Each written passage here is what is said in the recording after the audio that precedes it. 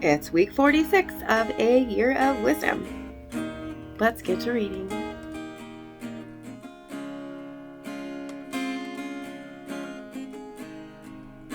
Day 319. Job 16, 17, and 18.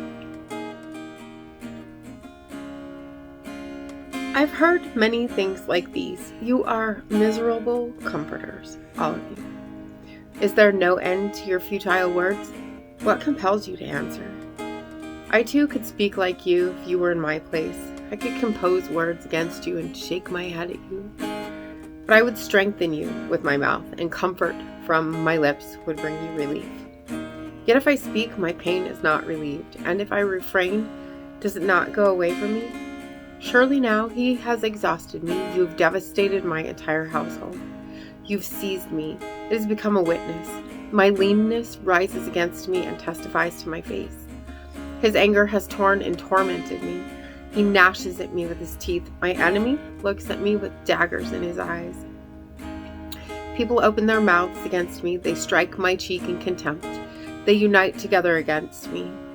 God has handed me over to the ungodly and tossed me into the hands of the wicked. I was at ease, but he shattered me. He grabbed me by the neck and crushed me. He has made me his target. His archers surround me. Without mercy, he pierces my kidneys and spills my gall on the ground. He breaks through against me. Breach after breach, he runs after me like a warrior. I've sewn sackcloth over my skin and sunk my horn in the dust. My face is red from weeping, and on my eyelids are deep darkness. Yet no violence is in my hands, and my prayers pure. Earth, do not cover my blood, and let my cry find no resting place. Even now my witness is in heaven, my advocate is on high. My intercessor is my friend, as my eyes pour out tears to God. He contends with God on behalf of man, as one pleads for a friend.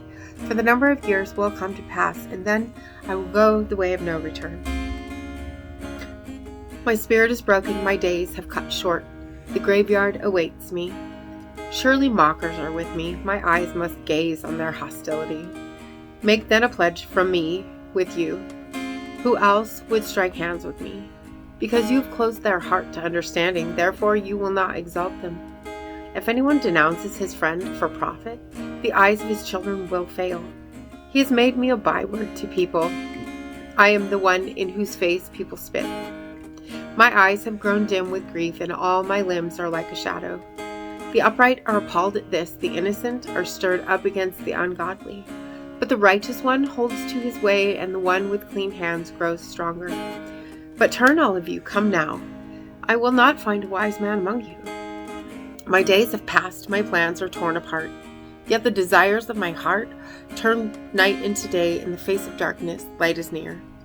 If I hope for Sheol as my home, if I make my bed in darkness, if I say to the pit, you are my father, and to the worm, my mother or my sister, where then is my hope, and my hope, who sees it? Will it go down to the gates of Sheol? Will we descend together into the dust?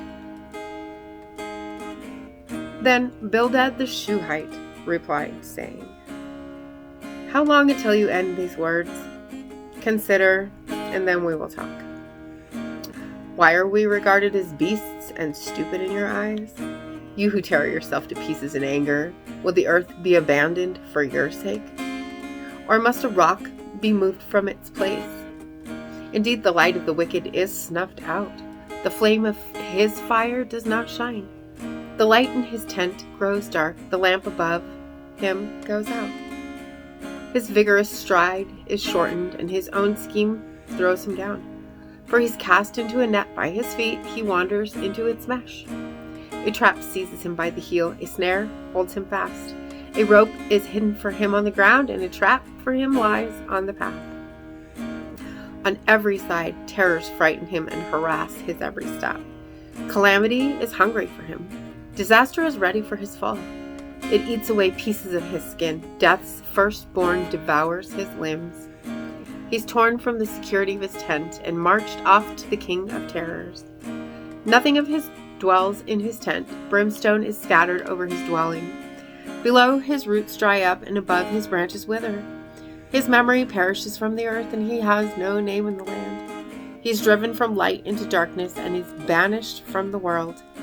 He has no offspring or descendant among his people, no survivor where he once dwelt. People of the west are appalled at his fate. People of the east are seized with horror. Surely such are the dwellings of the wicked. Such is the place of one who does not know God. Proverbs 15. A gentle answer turns away wrath, but a harsh word stirs up anger. The tongue of the wise treats knowledge correctly, but the mouth of fools spouts folly. The eyes of Adonai are everywhere, observing the wicked and the good. A healing tongue is a tree of life, but a deceitful one crushes the spirit. A fool despises his father's discipline, but one who accepts reproof is smart. The house of the righteous has great wealth, but the income of the wicked brings trouble. The lips of the wise spread knowledge, but not so the hearts of fools. The sacrifice of the wicked is an abomination to Adonai, but the prayer of the upright pleases him. Adonai detests the way of the wicked, but loves those who pursue righteousness. Stern correction awaits one who forsakes the way. One who hates reproof will die. Sheol and Abaddon are before Adonai. How much more the hearts of people? A mocker dislikes one who corrects him. He will not go to the wise. A joyful heart makes the face cheerful, but heartache crushes the spirit. A discerning heart seeks knowledge, but the mouth of fools feeds on folly. All the days of the afflicted are bad, but a cheerful heart has a continual feast. Better is a little with fear of Adonai than great wealth with turmoil. Better a meal of vegetables where there is love than a fattened ox where there is hatred. A hot-tempered man stirs up strife, but one who is slow to anger calms a quarrel. The way of the slacker is a hedge of thorns, but the path of the upright is highway. A wise child brings joy to his father, but a foolish person despises his mother. Folly is joy to one who lacks sense, but one with discernment walks straight. Plans fail when there is no counsel, but with many advisors they succeed. A person has joy in an appropriate answer. How good is a timely word. The path of life leads upward for the wise to keep him from going down to Sheol. Adonai tears down a proud man's house, but he maintains the widow's boundary. Evil thoughts are an abomination to Adonai, but pleasant words are pure. One greedy for gain troubles his household, but whoever hates bribes will live. A righteous heart thinks before answering, but a wicked mouth blurts out evil things. Adonai is far from the wicked, but hears the prayer of the righteous. Bright eyes bring joy to the heart. Good news gives health to the bones. One whose ear heeds a life-giving reproof dwells among the wise. Whoever avoids correction despises himself, but whoever heeds reproof acquires understanding. The fear of Adonai is the discipline of wisdom, and humility comes before honor. And as always, thank you so much for being here today. If you haven't already, hit that subscribe button right there and click the bell if you want to get notifications, and make sure to hit that like button for me as well. And I will see you tomorrow. Maranatha. I'm standing at the crossroads. I'm lost without a clue. I need a big pink neon sign to show me what to do. I thank you, Lord. It glorifies you when you're the only answer.